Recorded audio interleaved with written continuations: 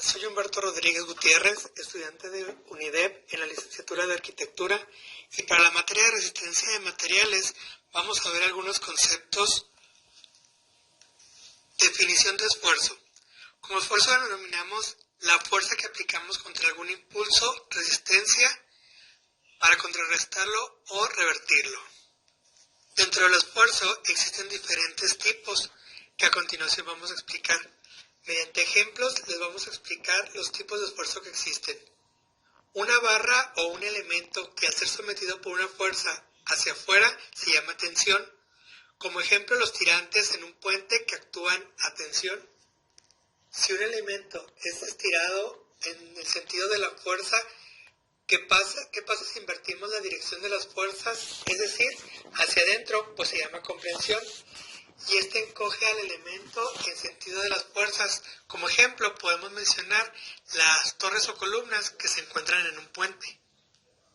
Y si las fuerzas están en paralelo, pero en sentido opuesto, se llama cizalla o corte, que deforman al elemento en sentido de las fuerzas, como por ejemplo en un muro que al someterse a las cargas laterales sufre un corte. Cuando aplicamos una fuerza ortogonal, esto se llama torsión, haciendo que la afección en dirección a la fuerza aplicada. Ejemplo, cuando se da un movimiento en la base de un edificio, se presentará la torsión. Asimismo, al apoyar en un elemento y también aplicar una fuerza central, se llamará flexión, que deformará al elemento adoptándolo a la forma de una parábola. El mejor ejemplo sería el exceso de carga en vigas y en losas. El siguiente concepto es la deformación en sólidos. Ante diferentes tipos de situaciones, como la aplicación de cargas o efectos térmicos, estos comportamientos, más complejos que el de los sólidos rígidos, se estudian en mecánica de sólidos deformables, introduciendo los conceptos de deformación y de tensión mediante sus aplicaciones de deformación.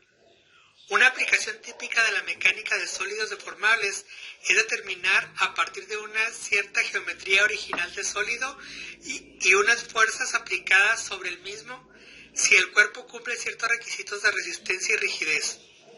Para resolver este problema, en general, es necesario determinar el campo de tensiones y el campo de deformaciones del sólido. Diagrama esfuerzo-deformación unitaria. Si representamos gráficamente la ley de Hooke, trazando los valores de esfuerzo unitario en el eje de las ordenadas y los valores correspondientes de las deformaciones unitarias en el eje de las abscisas, se deduce que la pendiente definida por la tangente del ángulo que lo forma con el eje en las abscisas da el significado geométrico del módulo de elasticidad, como se observa en la gráfica típica para acero dulce, señalando que para la obtención de la magnitud del módulo, solo la investigación de laboratorio puede determinarlo. El diagrama de esfuerzo de formación unitaria también indica la rigidez de un material. Esfuerzo de fluencia. Es el esfuerzo para el cual termina la proporcionalidad entre el esfuerzo y la deformación. Corresponde al primer punto del diagrama esfuerzo de formación, para el cual la tangente a la curva es horizontal. La teoría de esfuerzo cortante máximo indica que la fluencia del material se inicia cuando el esfuerzo cortante máximo absoluto en el material llega al esfuerzo cortante que hace que fluya el mismo material, llega al esfuerzo cortante que hace que fluya el mismo material cuando solo está sujeto a tensión axial. Esfuerzo de ruptura. El esfuerzo de ruptura es la mínima fuerza por unidad de sección capaz de producir la ruptura del cuerpo. Este punto es aquella en el que el material sometido al esfuerzo llega a fracturarse de forma permanente.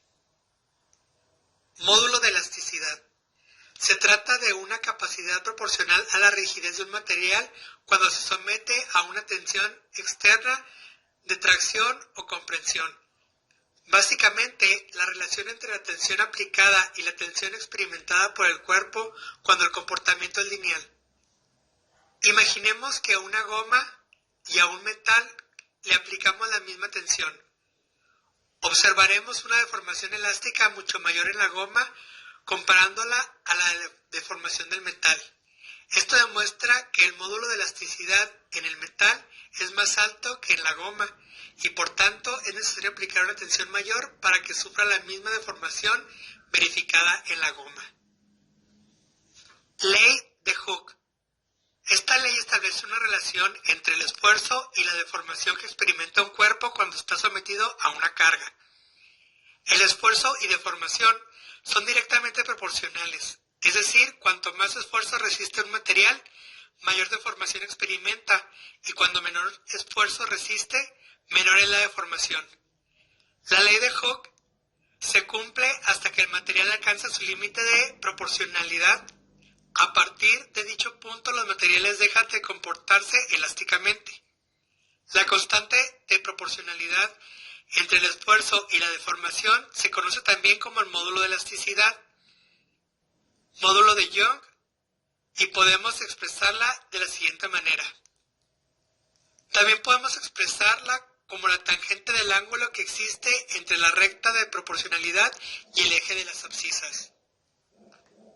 Para concluir, solo me resta mencionar la importancia que tienen todos estos conceptos y sobre todo lo importante que es comprenderlos, ya que al trabajar con diferentes materiales y estructuras es muy importante conocer la repercusión que las fuerzas y cargas pueden tener tanto en los materiales como en las construcciones, y esto pues nos va a garantizar no solamente seguridad sino una estabilidad en los proyectos que realicemos.